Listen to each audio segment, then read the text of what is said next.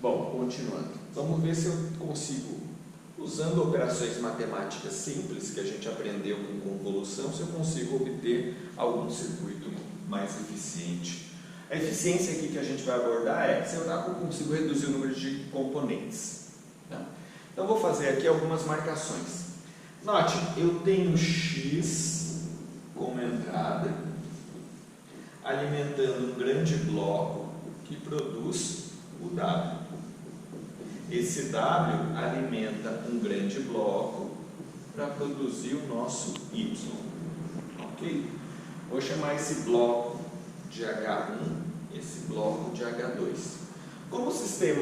Como a equação diferencial é ordinária e linear a coeficientes constantes, eu posso resolvê-la, eu posso encontrar a sua resposta de impulso H1 e nesse trecho a resposta de impulso H2. Note que o sistema que a gente tem relaciona Y com X, mas reescrevendo em circuito eu percebo que eu poderia quebrar em dois subsistemas que estão em cascata um do outro. Ora, pela comutatividade, bom, matematicamente significa o quê? Eu posso escrever X de T, convolução H1 de T, convolução esse resultado inteiro com H2 de T para produzir o Y de T. Então isso significa, eu posso fazer primeiro esta operação, seguido dessa operação. Mas pela comutatividade, eu posso trocar a ordem. Eu poderia aplicar X em H2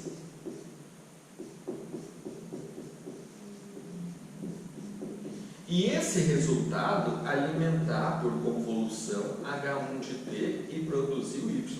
A ordem não importa. Claro que esse resultado intermediário, que é o W neste caso, não é mais o W, é outro. A gente vai chamar depois de Z de T. Significa que eu posso pegar esse grande bloco e fazer uma troca. Então vamos ver como é que fica. X de T vai ser escrito como somatório. E basicamente eu estou desenhando o circuito H2 que representa esse trecho envolvendo a entrada no somatório, nesse somador e a saída aqui dessa junção. Então veja, eu vou ter 1 sobre AN menos AN menos 1 somador menos AN menos 2 indefinidamente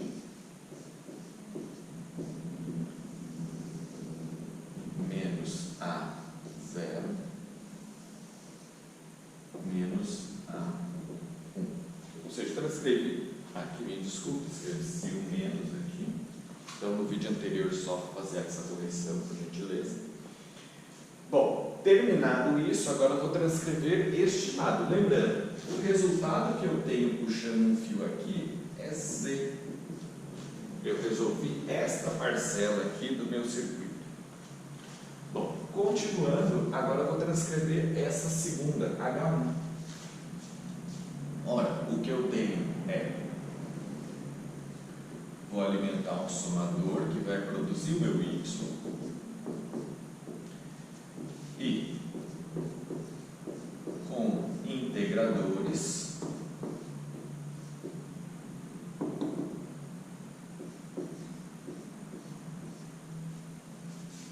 eu vou no número de integradores, eu vou fazer até 1 a menos, tá? Só para dar a diferença aqui, onde eu tenho aqui M e N.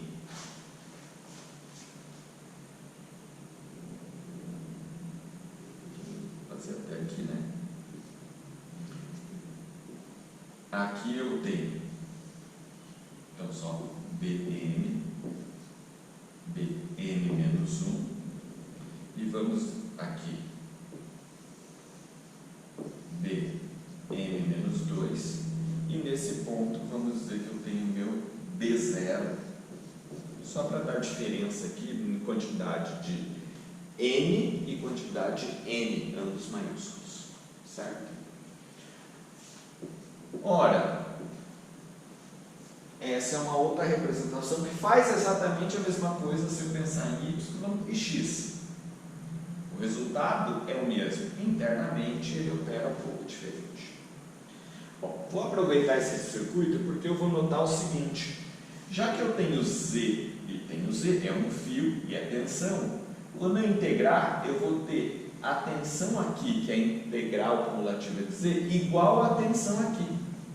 Então veja, eu basicamente estou calculando a mesma coisa em pontos distintos do circuito.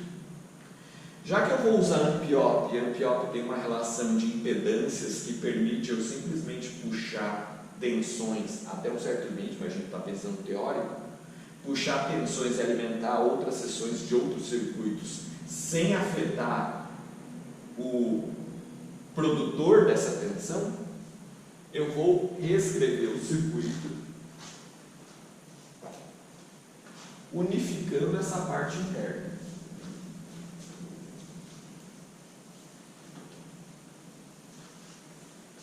Então, só um instantinho.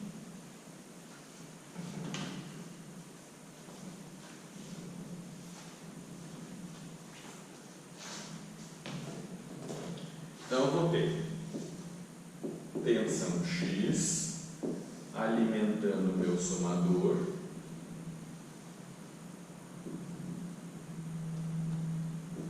sobre AM, gerando esse ponto de tensão Z,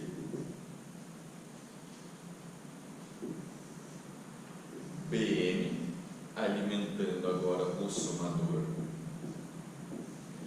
produzindo Y, e agora eu vou puxar aqui os meus integradores, que estão integrando Z como estão integrando ali.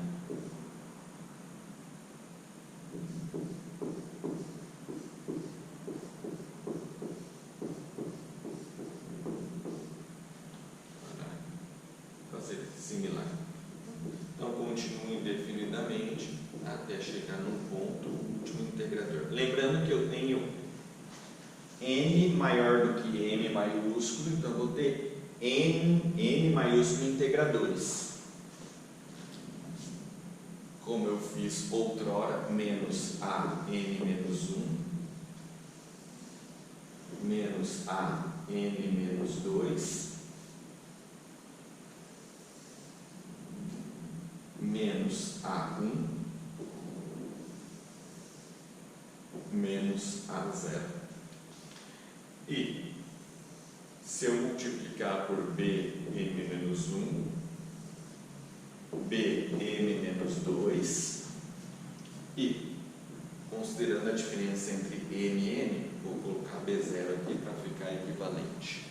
Então note, eu tenho um outro circuito com menos componentes, então uma placa menor, por exemplo, mais eficiente, se a gente pensar que deve haver uma relação entre quantidade de componentes e eficiência, custo, aí variáveis que a gente pode considerar a posteriori, produzindo y a partir de x com os coeficientes da equação diferencial e usando integradores. Na literatura, esta aqui é a forma direta 2. Bom, construir um circuito eletrônico que resolve uma EDO, ou seja, posso pensar numa simulação eletrônica de um sistema mecânico, químico, físico-químico, não importa qual seja. A mensagem que eu desejo passar, note, eu fiz uma otimização usando matemática, usando as propriedades da convolução para verificar que eu posso aplicar a comutatividade e trocar a ordem de acordo com o meu interesse. Tá?